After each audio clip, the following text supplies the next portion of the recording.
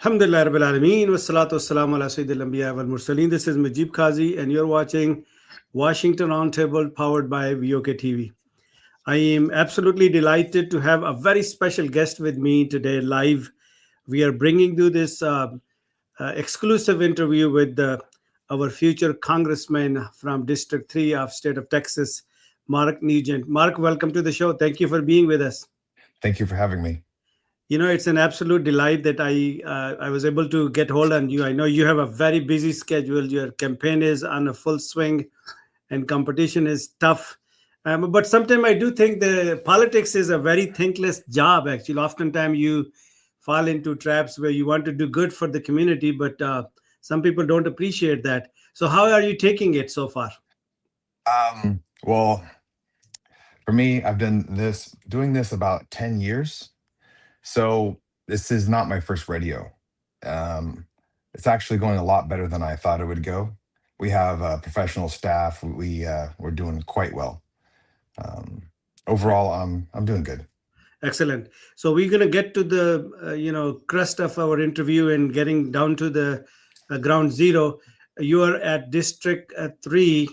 You want to let our audience know because it's a pretty long districts, and if you can give them a rundown, and I know your constituency stretches far-fetched counties and cities. So if you can give us a little bit of a broad background.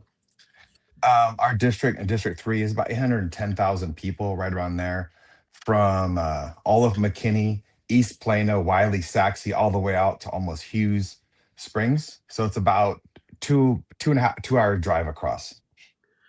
And what are you contesting for, to be exact? I'm sorry, say it again. What are you contesting for, to be exact? Contesting? Yes, you're running for the U.S. Congress. Oh, I'm just yeah. trying to let people hear from you. Yeah.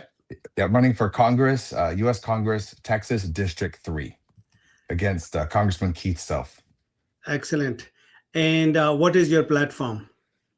Well, the platform is America First, and also affordability, finance being the biggest issue in America. And if I were to ask you that to give a short bio of yourself, you know you have served in the U.S. Army and you have given your entire life to protect the Constitution of the U.S. and the service to the nation, and that makes it a very befitting candidate for the next Congress for District 3. Can you please give them a short bio of yours? Sure, my background is 20 years U.S. Army, military police, captain, commander, anti-terrorism officer, and security advisor in the Pacific region.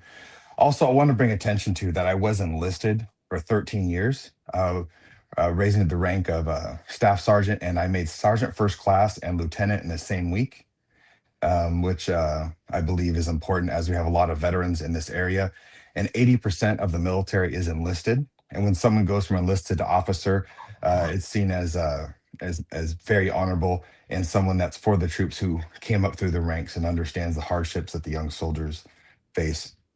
After I retired, I spent about 10 years in politics, running for office a few times, serving as a city and county commissioner, and working on several campaigns. And speaking of serving, working on several campaigns, this is probably going to be the one of the toughest one because a bigger post, larger constituency, and a tough competition. I would say because we have staff, it's less complicated than the city council races, less Okay. nuanced. This is very simple. Mhm. As I mentioned earlier, the biggest issue in America is money. That's what unifies of what the scarcity of money and the hardships people are facing right now as people are choosing between gas and groceries. It's very simple. America First means keeping our money inside the country and not giving it away. It is more difficult and the scale is much larger. But when things get much larger, they also get more simpler. And we have a great set of volunteers helping us go through this. So, at this time, I have seen a wave shifting in politics in the US.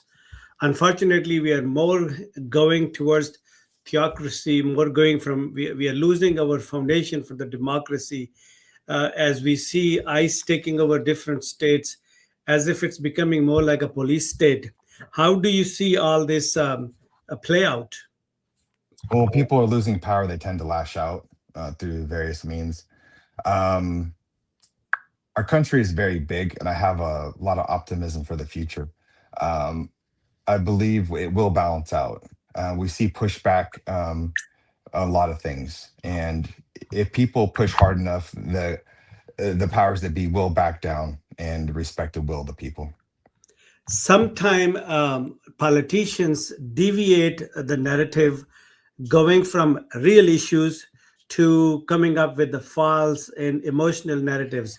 These days, if you see, most of the politicians are after one narrative, which is pretty much is prevalent all across United States for the midterm. That is anti-Sharia law. They don't want Sharia in the US. What this all mantra means to you? Um, my question is, who is pushing Sharia? The only people I'm hearing it for are the people that are the anti-Sharia. I'm not hearing anyone. It's like an imagined enemy. I'm not seeing anyone. I'm not seeing any politicians trying to push this. So that's my question. Where is this coming from? I just don't see it. That is a fabricated, bogus, non-existing, an issue that has no relevance whatsoever Yeah, with, because US has only one constitution. Would you agree? yeah. Yes, and it's already the law. This reminds me, I had a thought, it reminds me of the weapons of mass destruction propaganda, if you remember from 2000, Yes. 2003, which that propaganda cost me the lives of some friends in that war. And there were no weapons of mass destructions. It was pure propaganda because they wanted a war. And we know the history. That's correct. And not only just one weapons of mass destruction, but that resulted in demolition of about six, seven countries Yeah. for no obvious Yeah. reason. Um, And I so will add on that, sorry. go ahead. Please finish your thought. Well, I'm looking through this and I try to find out what the narrative is and what's going on. And it seems that they really want to go to war with Iran. That is, I don't think it's even a secret anymore. They're very openly pushing for war with Iran. I think that is what the narrative is for. Obviously, the objective is obvious. I don't know whether or not it's going to be Iran first or the Greenland first. So it all depends which one bring the more bucks. But when you think about Iran and just look at big numbers, the United States is probably the only country that could take Iran. We were able to have simultaneous wars with Afghanistan and Iraq. And both those populations, those two countries, is about, I think, about the same as Iran. Maybe a 50 million people in Iraq, for 30, 40 million people in Afghanistan. And so I think Iran has about 92 million people. So we could do it, but it'd be wrong. Okay. Coming back to the local issue, your constituents, beside obviously putting America first and the Texas first, has a broader meanings, and people are more into the affordability. People are more into lowering the, the grocery bills and the gas money and the rent and the housing and all of that. So, how do you see all of that? How would you cope with those kind of issues? Well, vote on legislation to put more money back in people's pockets.